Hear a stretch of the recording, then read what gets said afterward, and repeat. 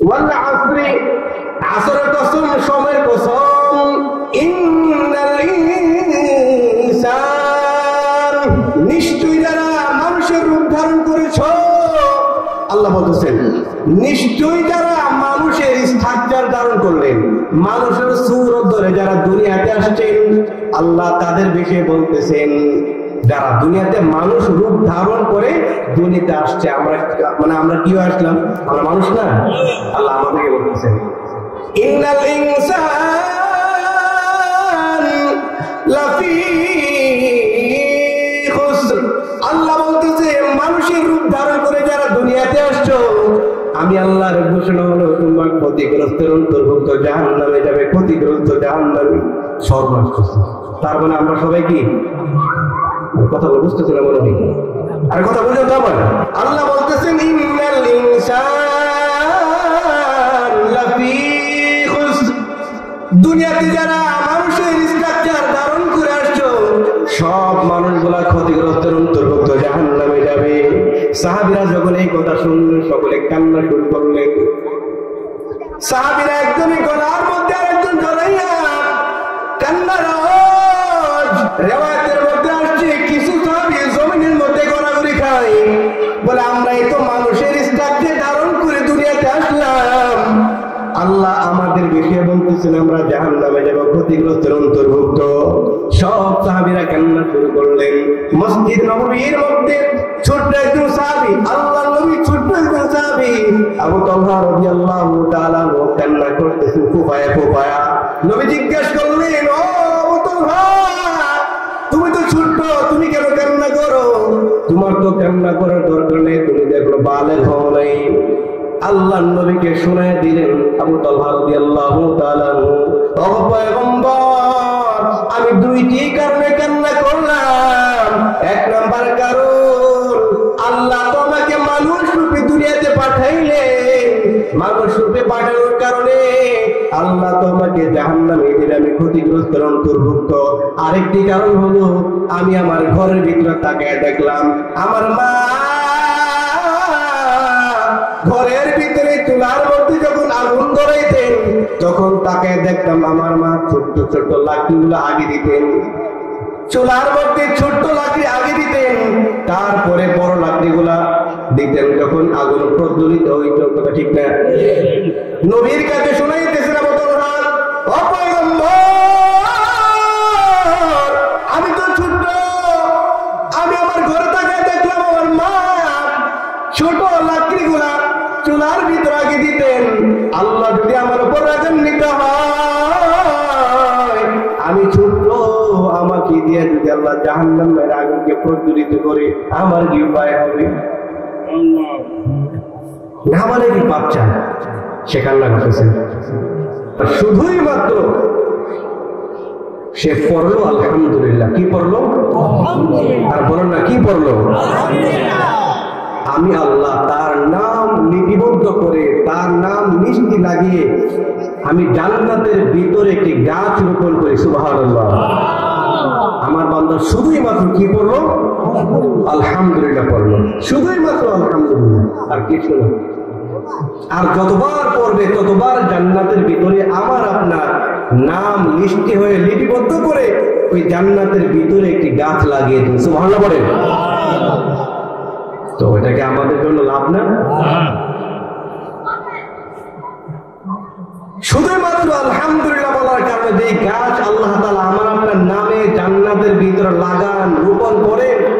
তো জিবরাইল আলাইহিস সালাতু ওয়াস সালাম তো আল্লাহকে জিজ্ঞেস করতেছে, আল্লাহ বলে কি? বলে আপনার বান্দা শুধুই মাত্র পড়লো আলহামদুলিল্লাহ, আর আপনি খুশি হইয়া ওই বান্দার নাম লিপিবদ্ধ করে জান্নাতের ভিতরে গাছ লাগিয়ে দেন। ও রব্বে জালাল, আমার একটু দেখার ইচ্ছা ওই জান্নাতের ভিতরে গাছটা কত বড় হবে, ওই জান্নাতের ভিতরে গাছ আপনি রোপণ করেন, কত বড় গাছ আমি একটু দেখতে চাই। তো আল্লাহ বলে, যাও, আমি তোমাকে অনুমতি দিয়ে দিলাম। জিবরাইল সে জান্নাতের ভিতরে ঢুকলেন, ওই গাছ, সেই গাছের কাছে গেলেন, তার সমস্ত পাখা মেলে, তার সমস্ত পাওয়ার মানে সুপার পাওয়ার মেলে সে গাছের ছায়া সে মানে উড়লো 500 বছর পর্যন্ত, তার পাখা মেলে উঠতে থাকলো। এই জান্নাতের গাছের ছায়া এক মাথা থেকে অপর মাথা যেতে পারে না। সুবহানাল্লাহ। কি পরিমাণ বড় গাছ আমার আপনার নামে আল্লাহ তাআলা রোপণ করে শুধুই মাত্র সে কি করলো? আলহামদুলিল্লাহ করলো। আল্লাহ খুশি হয়ে যায় আর তার নাম লিপিবদ্ধ করে জান্নাতের ভিতরে এত বড় গাছ রোপণ করেন, জিবরাইল তার সুপার পাওয়ার মেলেও সে 500 বছর পর্যন্ত উড়লেন, তারপরে ওই গাছের ছায়া অতিক্রম করতে পারলেন না। এবার আসেন ওই জিবরাইলের মনে পাওয়ার নেই নাকি? একটু জানার দরকার আসেনি? বলে কি পরিমাণ শক্তি তার ছিল আর কি পরিমাণ মানে তার পাওয়ার মেলে সেগুলো জানার দরকার আছে না? তো আমরা জানি ইব্রাহিম আলাইহিস সালাতু ওয়াস সালাম তার সন্তানকে কুরবানি করেন, আমরা জানি না সবাই? আর জানা আছে? তো ইব্রাহিম আলাইহিস সালাতু ওয়াস সালাম তার সন্তান ইসমাঈল আলাইহিস সালাতু ওয়াস সালামকে কুরবানি করার জন্য মিনায় নিয়ে গিয়েছেন। কোথায়? মিনা একটা জায়গার নাম। ওই মিনায় নিয়ে গিয়েছেন। যাওয়ার পরে তো ইসমাঈল আলাইহিস সালাতু ওয়াস সালামের হাত বাঁধলেন, পা বাঁধলেন, তার চক্ষু বাঁধলেন, তাকে শোয়াইলেন। ধারালো তলোয়ার, আমার কথাগুলো মনোযোগে শুনবেন, ধারালো তলোয়ার সে তার গলায় উঠাইলেন, 2 হাত দিয়ে ধরলেন, মাত্র জবে করে ফেলবে। তো এমন অবস্থায় আল্লাহ জিবরাইলকে নির্দেশ দিয়েছে, জিবরাইল যাও, তুমি জান্নাতে যাও, এই জান্নাতের ভিতর যাইবা, এই জান্নাতের ভিতর থেকে একটা দুম্বা নিবা, সেই দুম্বা নিয়ে তুমি মিনায় যাইবা, মিনায় গিয়া তুমি ইসমাইলকে সরাইবা। ও জিবরাইল তুমি শোনো, তুমি শোনো, আমার ইসমাইলকে যে সরাইবা, আমার ইসমাইলের গলার একটি পশম যেন না কাটে, একটি পশম যেন না কাটে, শোনো। তো জিবরাইল কি পরিমাণ পাওয়ারশীল হইলে, তো ইব্রাহিম আলাইহিস সালাতু ওয়াস সালাম হাতে তলোয়ার মানে জবে করে ফেলবে, এমন অবস্থায় আল্লাহ নির্দেশ করলেন, সে জান্নাতে গেলেন, একটি দুম্বা নিলেন, সে মিনায় আসলেন, সে ইসমাইলকে সরাইলেন আর তার জায়গায় দুম্বা দিয়ে দিয়েছে। কতটুকু পাওয়ার আর শক্তি থাকলে সম্ভব? ওই জিবরাইল আলাইহিস সালাতু ওয়াস সালাম ওই জান্নাতের ভিতরে গাছের ছায়া অতিক্রম করতে পারলেন না, তার সমস্ত পাওয়ার মেলে উঠলেন, 500 বছর পর্যন্ত উঠলেন, সে পারলেন না। তার মানে আমার আপনার আল্লাহ কতটুকু মহাব্বত কইরা আমার আপনার নামে জান্নাতের এই গাছটা লাগান, কত বড় গাছ। আর বলেন না আল্লাহর মায়া মহাব্বত আমাদের জন্য আছে কিনা? আর আছে কিনা? ওই আল্লাহকে বলতেছেন, যে বান্দা শুধুই মাত্র পড়বে আলহামদুলিল্লাহ, তার জীবনে যত বিপদ থাকবে আমি আল্লাহ দূর করে দেব। সুবহানাল্লাহ। একটি ঘটনা বলে বুঝবেন, আমি প্রায় সময় কথাটা বলি। তো মুসা আলাইহিস সালাতু ওয়াস সালাম সে আল্লাহ তাআলার সাথে কথা বলার জন্য বের হইলেন। আমরা সকলে জানি যে মুসা নবী তুর পাহাড়ে গিয়ে কথা বলতেন, ঠিক না? তো আল্লাহ তাআলা মুসা আলাইহিস সালাতু ওয়াস সালাম তুর পাহাড়ে যাওয়ার জন্য ঘর থেকে বের হয়। তুর পাহাড়ে গিয়ে আল্লাহ তাআলার সাথে কথা বলবেন, ঘটনা মনোযোগ দিয়ে শুনবেন। মুসা নবী সকালবেলা গোসল দিয়া বের হয়।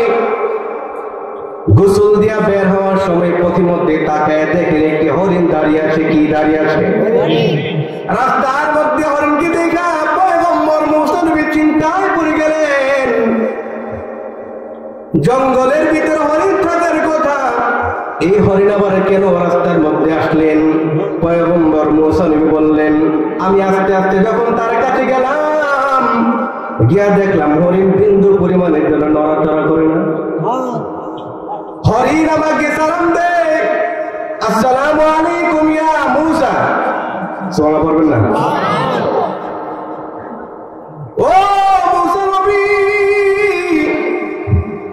আমি জানি আপনি আল্লাহ তাআলার সাথে কথা বলবেন, এই জন্য তোর পাহাড়ের দিকে যাইতেছেন বলে। হ্যাঁ ও মুসা, আপনি আল্লাহকে জিজ্ঞাসা করবেন, জঙ্গলের ভিতরে পানি নাই।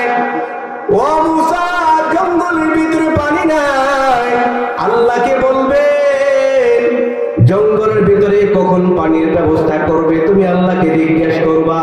পয়গম্বর মুসা নবী বলেন, আমি আল্লাহ তাআলার সাথে কথা বলার এক পর্যায়ে আল্লাহকে জিজ্ঞেস করলাম, ও আল্লাহ, রাস্তার মধ্যে হরিণ আমাকে জিজ্ঞাসা করলো, জঙ্গলের ভিতরে পানি নাই, নদী ছিল শুকায় গেল, বিল ছিল শুকায় গেল, সবগুলা শুকায় গেল, পানির খুবই অভাব। ওই হরিণ জিজ্ঞাসা করলো, আপনি কখন জঙ্গলের ভিতরে পানির ব্যবস্থা করবেন? আল্লাহ জানায় দেন, মুসা নবী তুমি হরিণ কি বলবা, ওই হরিণকে জানাই দিবা আমি আল্লাহ জঙ্গলের ভিতরে পানি দেব 100 বছর পরে। সুবহানাল্লাহ বলবেন না? এই সুবহানাল্লাহ যে আপনারা বলেন নাই, একটা বিষয় অন্তত পক্ষে মানে প্রুফ হয়ে গিয়েছে, মানে প্রমাণ হয়ে গিয়েছে যে বিপদে বলে সুবহানাল্লাহ দরকার নেই, আলহামদুলিল্লাহ দরকার নেই, না দরকার নেই, তো আপনারা বলছেন না কেন?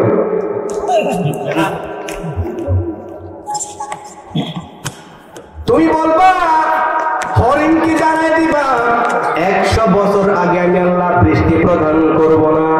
পয়গম্বর মুসা নবী এই কথা শুনে দিলেন, রে হরিণ শোনো, আল্লাহ তাআলা বলেন 100 বছর আগে তুমি বৃষ্টি পাইবা না, 100 বছর পরে পাইবা। এই কথা বলার পরে হরিণ সাথে সাথে পড়ছে আলহামদুলিল্লাহ। মুসা নবী বলে, কি রে 100 বছর পরে তো বৃষ্টি পাইবে, এরপরে তো বলি আলহামদুলিল্লাহ। বুঝলাম না কেন? হরিণ জানায় দিল, পয়গম্বর মুসা, যদি কোনো মাখলুক আল্লাহ তাআলার শুকরিয়া আদায় করে, সুখে পড়লো পরে আলহামদুলিল্লাহ, দুঃখে পড়লো পরে আলহামদুলিল্লাহ, বিপদে পড়লো পরে আলহামদুলিল্লাহ। যদি কোনো বান্দা, যদি কোনো মাখলুক আলহামদুলিল্লাহ বিপদ অবস্থায় পড়ে আল্লাহ তাআলা খুশি হয়ে যান, এই জন্য আমি হরিণ আলহামদুলিল্লাহ বললাম। আমি আল্লাহ যে বলছি 100 বছর পরে হবে, আমি আল্লাহ সিদ্ধান্তের প্রতি আমি অটল, আমি মানছি যে আল্লাহ সিদ্ধান্তই বড় সিদ্ধান্ত।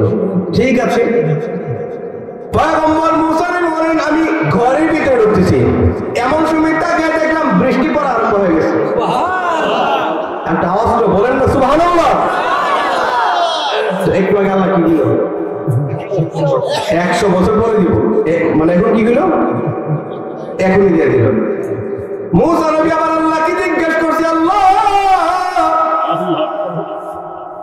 কিছুক্ষণ আগে আপনি বললেন 100 বছর আগে আপনি বৃষ্টি দেবেন না, ও আল্লাহ এখন কেন দিয়া দিলেন জানতে চায়। আল্লাহ জানায় দেন, মুসা, ও মুসা, তুমি কি জানো না আমি আল্লাহর একটা নাম গফফার? আরে মুসা, তুমি কি জানো না আমি আল্লাহর একটা নাম হলো রহিম? যেই বান্দা বিপদে পড়লো, বিপদে পড়ার পরে আমি আল্লাহ তাআলার প্রতি সন্তুষ্ট রইল, আলহামদুলিল্লাহ বলল, আমি আল্লাহ ওই বান্দার বিপদ দূর করে দিই। সুবহানাল্লাহ। এখন ধরেন, মানে কথার কথা, আপনি ক্ষেত লাগালেন, কি লাগালেন? তো লাগানোর পরে শুনলেন 4 মাস পর্যন্ত বৃষ্টি হইব না, মানে আপনি শুনছেন, তো তখন আপনি কি বলবেন? আপনি এখন বলতেছেন, বলবেন আলহামদুলিল্লাহ। তখন কি বলবেন?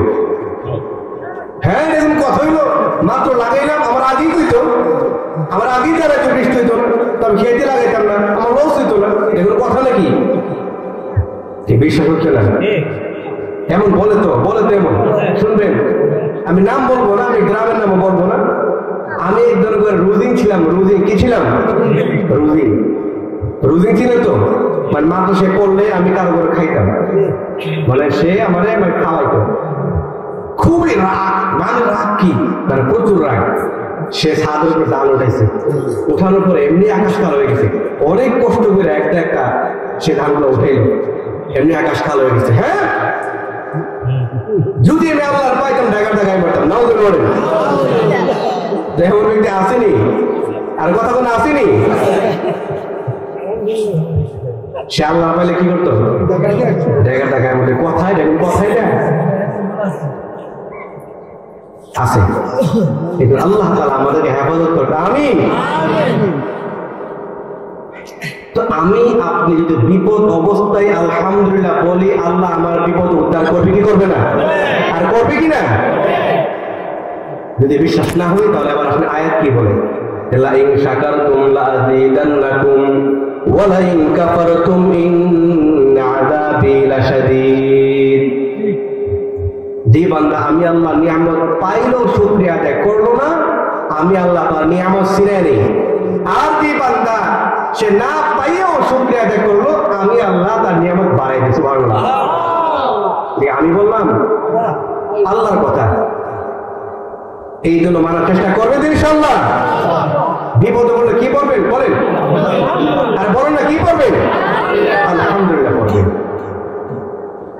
তো আসলে যে বিষয়ে আলোচনা করতে বসলাম তার আগে আমি সব জায়গায় এই কথাটা বলি যে আমার আপনার জিন্দেগি পরিবর্তনের জন্য যে জিনিসটা দরকার আমি এই বিষয়ে একটু আলোচনা করি।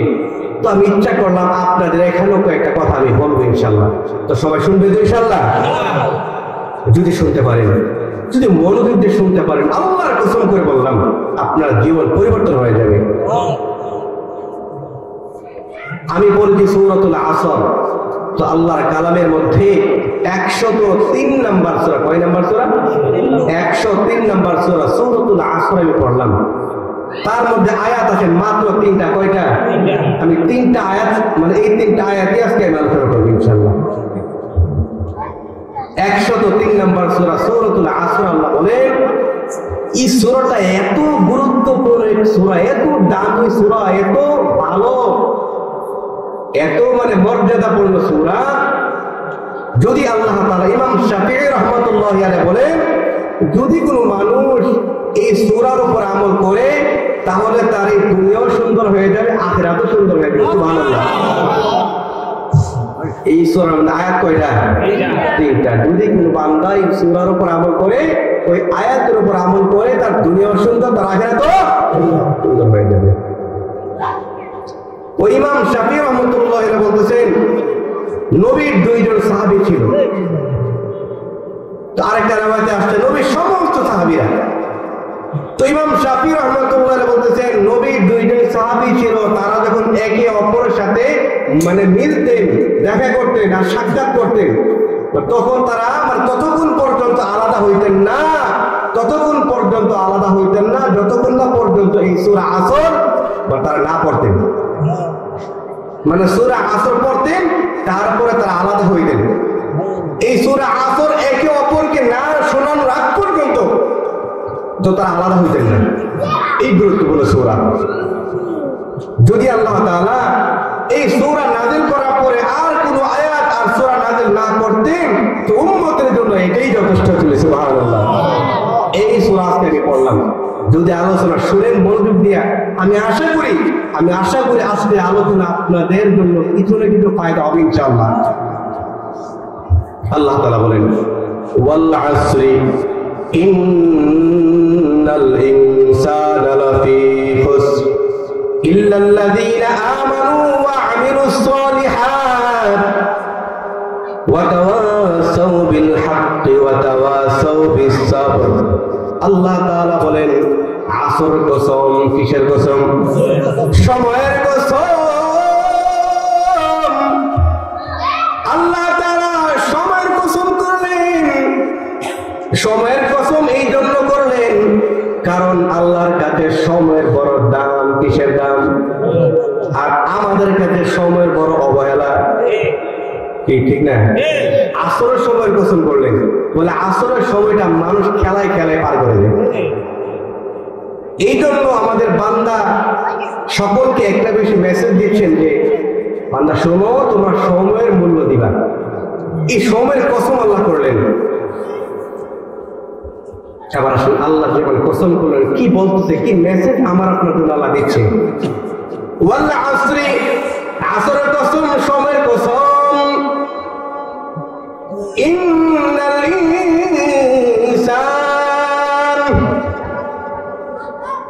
নিশ্চয় যারা মানুষের রূপ ধারণ করেছ, আল্লাহ বলতেছেন নিশ্চয় যারা মানুষের স্ট্রাকচার ধারণ করলেন, মানুষের সুরত ধরে যারা দুনিয়াতে আসছেন, আল্লাহ তাদের বিষয়ে বলতেছেন যারা দুনিয়াতে মানুষ রূপ ধারণ করে দুনিয়াতে আসছে। আমরা মানে আমরা কি আসলাম? আমরা মানুষ না? আল্লাহ আমাদেরকে বলতেছেন ইন্নাল ইনসান লাফি খুসর। আল্লাহ বলতেছে মানুষের রূপ ধারণ করে যারা দুনিয়াতে আসছো, আমি আল্লাহর ঘোষণা হলো তোমার ক্ষতিগ্রস্তের অন্তর্ভুক্ত, জাহান্নামে যাবে, ক্ষতিগ্রস্ত জাহান্নামী, সর্বনাশ করছে। তার মানে আমরা সবাই কি? কথা বুঝতেছিলাম মনে হয়, আর কথা বুঝলেন তো আমার? আল্লাহ বলতেছেন ইন্নাল ইনসান লাফি খুসর। দুনিয়াতে যারা মানুষের স্ট্রাকচার ধারণ করে আসছো, সব মানুষগুলা ক্ষতিগ্রস্তের অন্তর্ভুক্ত, জাহান্নামে যাবে। সাহাবীরা যখন এই কথা শুনলেন সকলে কান্না শুরু করলেন। সাহাবীরা একজনই গলার মধ্যে আরেকজন জড়াইয়া কান্নার আওয়াজ।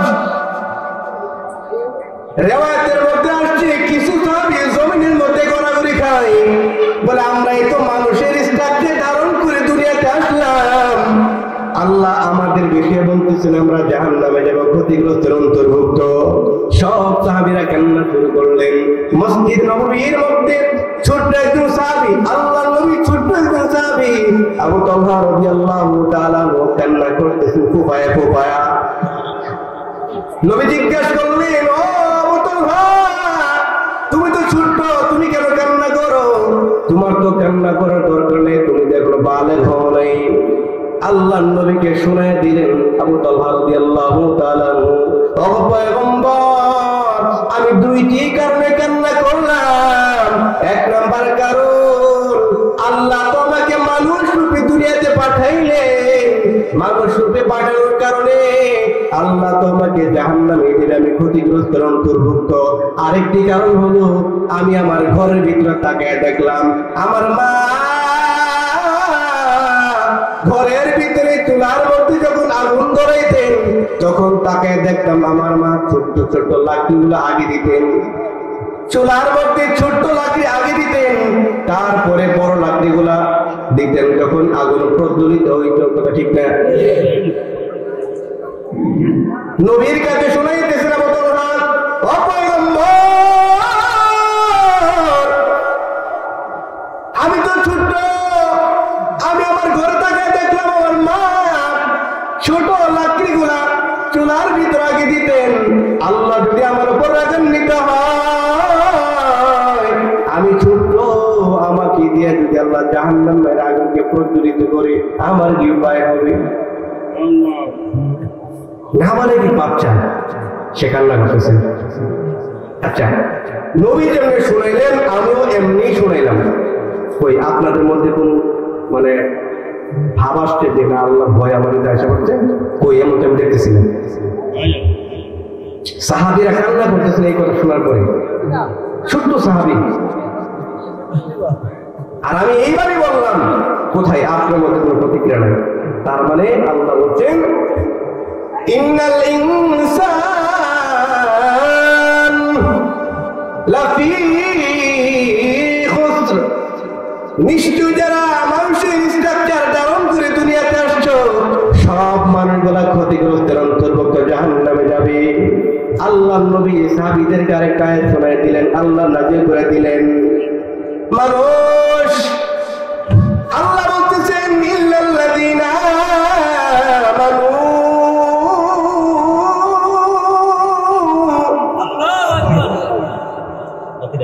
আল্লাহ বলতেছেন যারা ঈমান গ্রহণ করবে তারা ব্যতীত, যারা ঈমান গ্রহণ করবে, যারা ঈমান গ্রহণ করবে তারা ব্যতীত সব মানুষগুলা জাহান্নামে যাবে, ক্ষতিগ্রস্তের অন্তর্ভুক্ত হয়ে যাবে। কি বুঝতেছেন কথা আমার? আল্লাহ বলতেছেন যারা ঈমান গ্রহণ করবে তারা ব্যতীত। এখন তো একটু বাসা গেল, বলে আমরা তো ঈমান গ্রহণ করলাম, ঠিক না ভাই? আর আমরা মুসলমান কিনা? আর কথা বলেন আমরা মুসলমান নেই, তো আমরা বাইসে গেলাম। ইল্লাল্লাযীনা আমানু, যারা ঈমান গ্রহণ করবে তারা ব্যতীত দুনিয়ার সব মানুষগুলা জাহান্নামে যাবে। এবার আসেন কেমন ঈমান গ্রহণ করবেন? এমন ঈমান গ্রহণ করবেন যে ঈমান সুদের খাতা থেকে বাঁচায় দিবেন।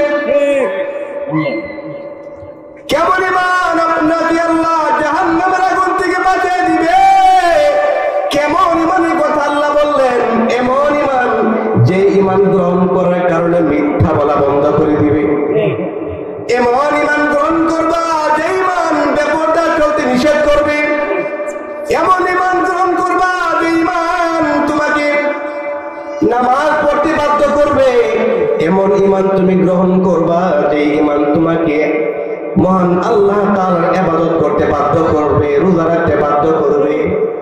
কি বুঝেন এই কথা? এমন ঈমান গ্রহণ করবা যে ঈমান তোমাকে নামাজ পড়তে বাধ্য করে, তখন আপনি জাহান্নামের আগুন থেকে বাইচা যাবেন। কি কথা বুঝতেছেন না? এখন আসেন, আল্লাহ তাআলা বলতেছেন এমন ঈমান গ্রহণ করো যে ঈমান ভালো ঈমান, শুদ্ধ ঈমান। এখন আমাদের ঈমান তো আমাদেরকে নামাজ পড়তে বাধ্য করে না। কি কথা বুঝেন নাই? আরে আমরা তো ঈমান গ্রহণ করলাম জাহান্নামে। কেমন ঈমান? যে ঈমান আমাকে নামাজ পড়তে বাধ্য করে, যে ঈমান আমাকে কি করতে বাধ্য করে? নামাজ পড়তে বাধ্য করে, আমাকে হালাল হারাম যাই না আমার চলার জন্য বাধ্য করে, এমন ঈমান কোথায়? আজকে আমাদের ঈমান তো আমাদেরকে নামাজ পড়তে বাধ্য করে না। তার মানে বোঝা গেল আমি আপনি জাহান্নামের আগুন থেকে বাঁচতে পারলাম না। কি কথা বলতেছেন আমার? আল্লাহর নবী সাহাবী বেলাল হাবশী রাদিয়াল্লাহু তাআলা আনহু কেমন ঈমান গ্রহণ করলেন? কেমন ঈমান? যে ঈমান গ্রহণ করার কারণে আল্লাহর জবান, আল্লাহর দেওয়া জবানে এই বান্দা আল্লাহ তাআলার জিকির করতেছে, আহাদ আহাদ বলতেছেন। ওরে নবীর উম্মতের দল, আল্লাহর নবী সাহাবী বেলাল হাবশী রাদিয়াল্লাহু তাআলা আনহু কালিমা গ্রহণ করার পরে তাকে বড় কষ্ট দেওয়া হয়েছে। তার মালিক উমাইয়া জিজ্ঞাসা করতেছে, বেলাল তোমার জবানে কিসের আওয়াজ শোনা যায় বলো? বেলাল দেখে বলতেছে, উমাইয়া আমার জবান দিয়ে আমি মাওলা পাকের জিকির করি। কিসের জিকির করি? আল্লাহর জিকির আমি করতেছি। উমাইয়া দেখে বলতেছি, বেলাল আমার খাইবা, আমার করবা, কোন মাওলা পাকের জিকির করবা? সাবধান হয়ে যাও, আজকের পর থেকে মাওলা পাকের জিকির করা যাবে না। নাউযুবিল্লাহ। বেলাল কেমন ঈমান গ্রহণ করলেন শুনেন। বেলাল দেখে বলতেছে, উমাইয়া তুমি আমাকে নিষেধ করতেছ, করো, সমস্যা নাই, কিন্তু আমি মাওলা পাকের জিকির বন্ধ করতে পারবো না। সুবহানাল্লাহ। যদি তুমি ঈমান না আনো, ঈমান না ছাড়ো, তাহলে তোমার উপর কষ্টের রোলার চালু করে দেওয়া হবে। কথাই ঠিক হইল। উমাইয়া, ওই পাপিষ্ঠ উমাইয়া বেলাল হাবশী রাদিয়াল্লাহু তাআলা আনহুকে গলার মধ্যে রশি লাগাইয়া ঘোড়ার গলায় লাগাই দেয়। ঘোড়া দৌড়াইতেছে, বেলালের পিঠে চামড়া ছিলে যায়। বেলাল তার জবান দিয়ে পড়তেছে, আহাদ আহাদ। এত কষ্ট হওয়ার পরেও বেলাল পড়তেছে আহাদ আহাদ আহাদ। আল্লাহর নামের জিকিরকে বন্ধ করছে নাকি? আমার আপনার যদি এমন হাল হইত, বলেন আমার আপনার অবস্থা কি হইত? ঈমান গ্রহণ করলেন বেলাল, আরবের উত্তপ্ত বালুর উপরে শোয়া পাথর চাপা দিয়া দিলেন। বেলাল এখনো সময় আছে, তুমি যদি মাওলা পাকের জিকির বন্ধ করে দাও, কালিমা বন্ধ করে দাও, তোমাকে কষ্ট থেকে বাঁচায় দেব। বেলাল দেখে বলতে, উমাইয়া তুমি আমাকে যতই কষ্ট দাও, আমি জান্নাত তত নিকটে দেখতে পাই। সুবহানাল্লাহ। তুমি আমাকে যতই কষ্ট দাও, তুমি আমাকে যতই কষ্ট দাও, আমি জান্নাতটাকে তত নিকটে দেখতে পাই। সুবহানাল্লাহ। এদের ঈমানের কেমন অবস্থা? এত মানে এত কষ্ট তাকে দিলেন, তারপরও সে কালিমা ছাড়ছে, ঈমান ছাড়ছে। আমার আপনার বেলায় কি হতো? হ্যাঁ, আল্লাহ তাআলা আমাদের সকলকে বোঝার মতো তৌফিক দান করুন। আমিন। ঈমান এত মুহাব্বত দিয়ে তার দিলে ঢুকাইছে, হাজারো কষ্ট হওয়ার পর ঈমান ছাড়েন নাই। এবার সে ঈমান ধরে রাখার কারণে সে কি পাইল আল্লাহর কাছে? আল্লাহ নবী জান্নাতের ভিতরে ঢুকলেন। জান্নাতের ভিতরে মেরাজের সময় জান্নাতের ভিতরে ঢোকার পর তাকায় দেখে জান্নাতের ভিতরে পায়ের খরমের আওয়াজ শোনা যায়, জুতার আওয়াজ শোনা যায়। আল্লাহ নবীর সাহাবী বেলাল রাদিয়াল্লাহু তাআলা আনহু দুনিয়াতে হাঁটতেছেন, তার পায়ের আওয়াজ জান্নাতের ভিতরে চলতেছে। সুবহানাল্লাহ। দেখছেন নি মানে কি পাইছে, মানে কালিমার ধরে রাখার কারণে। শুধু তাই না, শুনেন মক্কা বিজয়ের সময় আল্লাহ নবী সমস্ত সাহাবীদের কিনে পরামর্শ করলেন, ও সাহাবীরা, মক্কা তো বিজয় করলাম যুদ্ধের মাধ্যমে, রক্তের মাধ্যমে, শহীদের মাধ্যমে। এই মক্কা বিজয় করলাম, মক্কা বিজয়ের আজানটা কে দিবে?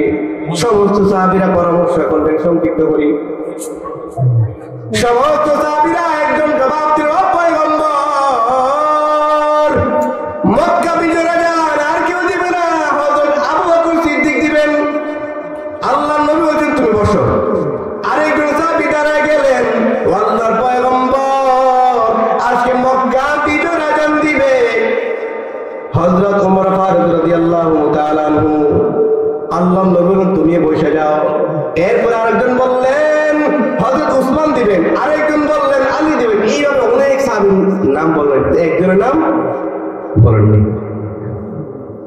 আল্লাহ নবী আসমানের দিকে তাকায় রয়েছে, আল্লাহ তাআলার পক্ষ থেকে ফয়সালা হবে। আল্লাহ জিবরাইলকে পাঠিয়ে দেয়, ও জিবরাইল তুমি যাও, আল্লাহ নবীকে শোনায় দেও, আজকে মক্কা বিজয়ের আজান এমন একজন ব্যক্তি দিবে। এতগুলা সাহাবীদের মধ্যে ওই নাম এখনো আসে নাই। জিবরাইল জানায় দেন, পয়গম্বর, আজকে মক্কা বিজয়ের আজান দিবে ওই পারস্যের গোলাম হযরত বেলাল রাদিয়াল্লাহু তাআলা। সুবহানাল্লাহ। আজকে মক্কা বিজয়ের আজান আবু বকর দিবে না, ওমর দিবে না, হযরত উসমান দিবে না, আলীও দিবে না। আজকে মক্কা বিজয়ের আজান দিবে হযরত বেলাল হাবশী রাদিয়াল্লাহু তাআলা। সুবহানাল্লাহ বলেন। দেখছেন দেখছেন এই কালিমা গ্রহণ করার কারণে কি হয়েছে? আল্লাহ সিদ্ধান্ত দিয়েছে, আর কেউ দিবে না। কে দিবে? বেলাল হাবশী রাদিয়াল্লাহু তাআলা ঈমান ধরে রাখার কারণে, ঈমান ধরে রাখার কারণে কি পরিমাণ মর্যাদা দুনিয়াতে থেকে এসে পেয়ে গেল। এই জন্য ঈমান রাখার দরকার আসেনি? আর বলেন না দরকার আসেনি? যদি ঈমান না থাকে, যদি ঈমান না থাকে, আপনার দুনিয়াতে সব আছে, ঈমান নাই, আপনার কিছুই নেই। এ বান্দা, তুমি কোটি টাকার মালিক, তুমি গ্রামের মেম্বার, চেয়ারম্যান, এমপি, মন্ত্রী, প্রধানমন্ত্রী, কোটি টাকার মালিক, সুন্দর সুদর্শন পুরুষ তুমি, তোমার ভিতরে ঈমান নাই, আল্লাহর কাছে কোনো গ্রহণযোগ্যতা নাই। ঈমান ছাড়া ব্যক্তির আল্লাহর কাছে কোনো দাম নাই। ঈমান ছাড়া মানুষের আল্লাহর কাছে দাম নাই। তো পয়গম্বর মুসা নবী তো আল্লাহকে জিজ্ঞেস করতেছে, আল্লাহ, এত মায়া করে আপনি মানুষ বানাইলেন, মুহাব্বত করে মানুষ বানাইলেন, ভালোবাসা মহাব্বত করে মানুষ বানাইলেন, আপনি ওই মানুষগুলাকে কেমন করে জাহান্নামে পড়বেন? আপনার কি একটু আপনার মায়া লাগবে না নাকি? আল্লাহ তাআলা জানালেন, মুসা, আমি আল্লাহর মায়া লাগবে কিনা, কেমন করে জাহান্নামে পোড়াবো, এই প্রশ্নের জবাব দেব তার আগে তুমি শুনে নাও। 4 মাস পরে তোমার প্রশ্নের জবাব দেব। 4 মাস পর্যন্ত আমি আল্লাহ যে হুকুম দিলাম সেই হুকুম তুমি পালন করবা। বলে কি হুকুম? 4 মাস পর্যন্ত তুমি বাড়িতে গিয়া ধান জমিনে ফলাইবা, সেই ধান জ্বালা হবে, সেই জ্বালা থেকে দান হবে, ক্ষেত লাগাইবা, ওই ক্ষেতের মধ্যে মেহনত করবা, যত ধরনের মেহনত করা দরকার সব মেহনত তুমি করবা। মেহনত করার পরে সেখানে দান হবে, সার দেওয়ার পরে, জৈব সার দেওয়ার পরে, যত মেহনত করা লাগে, আমরা মেহনত করি না, সব মেহনত করার পরে ক্ষেতের মধ্যে ধান আসবে। ওই ধান যখন পাকবে সেই ধান চাইটা বাড়িতে নিয়ে আসবা। বাড়িতে নিয়ে আসার পরে ওই ধান তুমি চুরবা, ওই ধান চুইরা তুমি ধান সিদ্ধ করবা, ধান রোদে দিবা, সেই ধান ডোলাই রাখবা। ডোলাছিলেন তো? ডোলাই রাখবা, রাখা তারপরে আমি আল্লাহর কাছে আসবা, আমি আল্লাহ জবাব দিয়ে দিব। তো ঠিক আছে আল্লাহ, আমি জবাব চাই। 4 মাস পর্যন্ত পয়গম্বর মুসা নবী ওই আল্লাহর নির্দেশ, সে ধান করলেন, ক্ষেত করলেন, ধান সব কাজ একেবারে মানে শেষ করে, বুঝছেন, শেষ করার পরে সে আল্লাহ তাআলার কাছে গেল। আল্লাহ, এখন বলেন কেমন করে আপনি জাহান্নামের আগুনে পোড়াবেন আপনার মুহাব্বতের বান্দাগুলোকে, আপনার বানানো মুহাব্বতের বান্দাগুলোকে, ভালোবাসার বান্দাগুলোকে কেমন করে জাহান্নামে পোড়াবেন বলেন। আল্লাহ বলতেছে, মুসা বলো, তুমি যে ধান ডোলায় রাখছো, ওই ডোলার ভিতরে তুমি কি সব ধান রাখছো নাকি? বলে না, সব ধান তো রাখি নাই। ডোলার ভিতরে সব ধান রাখি নাই, কিছু ধান আমি আগুনে পোড়াই ফেললাম। বলো, কোনগুলোকে তুমি আগুনে পোড়াইছো? বলো, চুচা। যেগুলো কি চুচা, যে ধানের ভিতরে চাল নাই, ওই ধানগুলো আমি আগুনে পোড়াই ফেললাম। আল্লাহ কি বলতেছে, মুসা ওই চুচার প্রতি তুমি কি মেহনত কম করছিলে নাকি? ওই চুচার প্রতি তুমি কি সার কম দিছিলা, মেহনত কম করছিলা?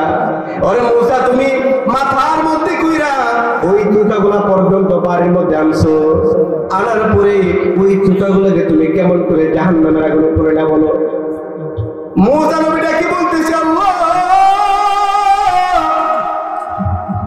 এই ধানগুলোর ভিতরে চাল নাই, চাল না থাকার কারণে আমি ওই ধানগুলাকে আগুনে পোড়াই দিলাম। আল্লাহ ডেকে বলতেছেন, ওই ধানগুলোর জন্য কি মায়া লাগে নাই?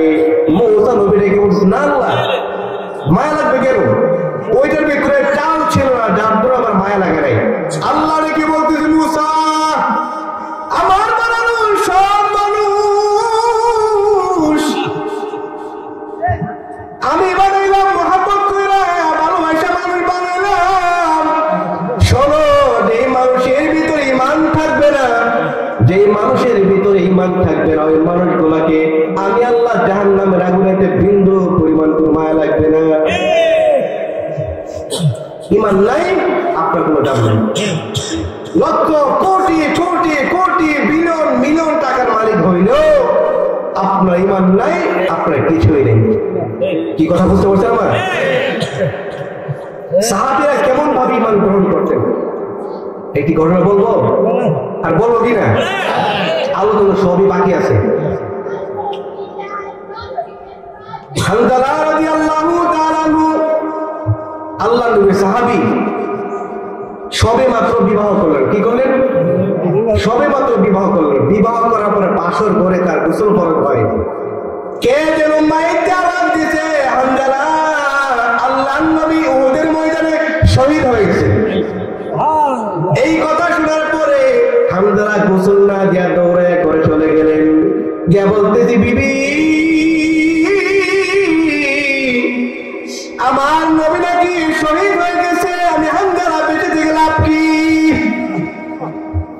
ও বিবি, আমার তলোয়ার দেও, যুদ্ধের পোশাক দেও, যুদ্ধের পোশাক আর তলোয়ার দিয়া দেও, আমি নবীর জন্য যুদ্ধ করে জীবন দিয়া দিব। বিবিটাকে বলতেছে, স্বামী আমার সবে মাত্র বিবাহ করলেন, এখনো পর্যন্ত আপনার চেহারাটা আমি ভালো করে দেখি নাই, একটু দেখা দিয়া দেন। হানজালা দেখে বলছি, বিবি আল্লাহ যদি কবুল করেন, হাসরের ময়দানে আল্লাহ আমাদের পরিচয় করাই দিবেন। সুবহানাল্লাহ। হানজালা যুদ্ধের পোশাক পরে যুদ্ধ করার জন্য উহুদের ময়দানে গিয়ে হানজালা শহীদ হয়ে গেল।